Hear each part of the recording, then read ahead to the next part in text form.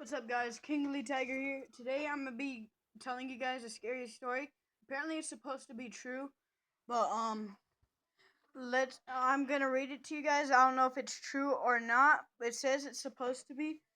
It's this app Scary Story Real Legends or something like that. I don't know. But yeah, I'm gonna read it and hope you guys enjoy. The reason I'm doing this again is okay, I know last time I was reading you guys like scary text messages on Hooked and stuff, but it would never give me more hoots to read it. So, and plus it wasn't working or anything. Well, it wasn't working because it wasn't giving me hoots, but I don't know why it wasn't. But so I'm gonna do this. It's a different app. It's supposed to be true scary stories. I don't know if they are or not, but I'm gonna read them to you. And it looks like this one's about a UFO. I don't know. It's the first thing. But so, short, scary stories for kids, teens, and oh, I thought that was a story. Is it? Oh no, this is.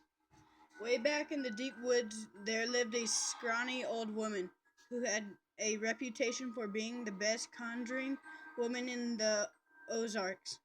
With her funny, bedraggled black and gray hair, funny eyes, one yellow and one green, and her crooked nose, old Betty was not a pretty picture.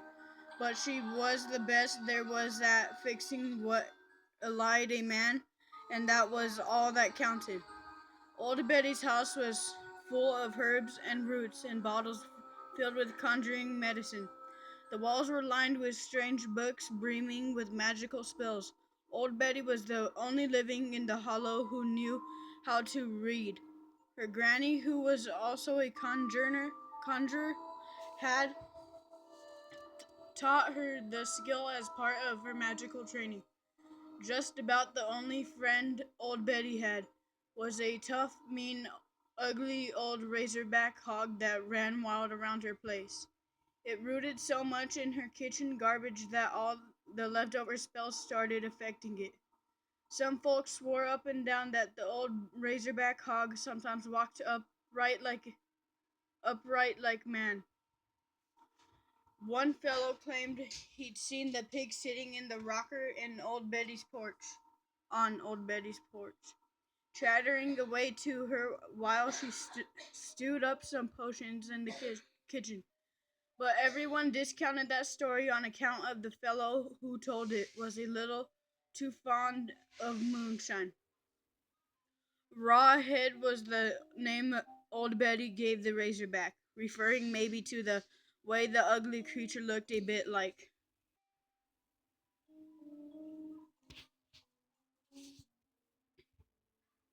Some of the dead pigs come butchering time down in Hogscald Hollow. The razorback didn't mind the funny name. Rawhead kept following old Betty around her little cabin and rooting up the kitchen leftovers.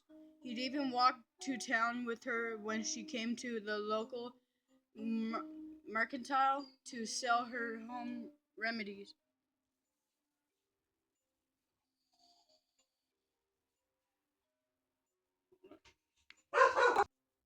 Alright guys, I'm back. And sorry about the ad. But folks in town got so used to seeing Rawhead and Old Betty around the town that it looked mighty strange one day around hog driving time when Old Betty came to the mercantile without him. "Where's Rawhead?" the owner asked, as he accepted her basket full of home-ready potions. The liquid in the bottle swished in an agitated manner as Old Betty said, "I ain't seen him around today, and I'm mighty worried. You seen him here in town?" "Nobody seen him around today. They would have told me if they did." The mercantile owner said, "We'll keep a lookout for you." "That's mighty kind of you. If you see him, tell him to come home straight away," Old Betty said. The mercantile owner nodded agreement as he handed over her weekly pay. Old Betty refused to fuss to herself all the way home. It wasn't like Rawhead to disappear, especially not the day they went to town. The man at the mercantile always saved the best scraps for the mean old Razorback, and Rawhead never missed a visit. When the old conjuring woman got home, she mixed up a potion and poured it onto a flat plate. "Where's thou old hog got to?" she asked the liquid. It clouded over, and then a series of pictures formed. First, old Betty saw the good for nothing hunter that lived on the next ridge, sneaking around the forest, rounding up razorback hogs that didn't belong to him. One of the hogs was Rawhead. Then she saw him taking the hogs down to Hogscald Hollow, where folks from the next town were slaughtering their razorbacks. Then she saw her hog Rawhead slaughtered with the rest of the pigs and hung up for gutting. Stop touching me, weirdo. Stop. It's supposed to be scary. I am scared. You are. You said it yourself. The final picture in the liquid was the pile of bloody bones that had once been her hog, and his scraped clean head. Yeah. Lying with the other hog heads in a pile. Old Betty was infuriated by the death of her only friend. It was murder. To her, plain and simple. Everyone in the 3 counties knew that Rawhead was her friend, and that lazy hog-stealing, good-for-nothing hunter on the ridge was going to pay for slaughtering him. Sounds like someone I know, my cousin Anissa Ramos. Now, old Betty tried to practice white conjuring most of the time, but she knew the dark secrets too. She pulled out an old secret book her granny had given her, and turned to the very last page. She lit several candles and put them around the plate containing the liquid picture of Rawhead and his bloody bones. Then she began to chant, "Rawhead and bloody bones, Rawhead and bloody bones." The light from the windows disappeared as if the sun had been snuffed out like a candle. Dark clouds billowed into the clearing where old Betty's cabin stood, and the howl of the dark spirits could be hearing in the wind that pummeled the treetops. "Rawhead and bloody bones, Rawhead and bloody bones." Betty continued the chant until a bolt of silvering lightning left the plate and streaked out through the window, heading in the direction of Hogscald Hollow.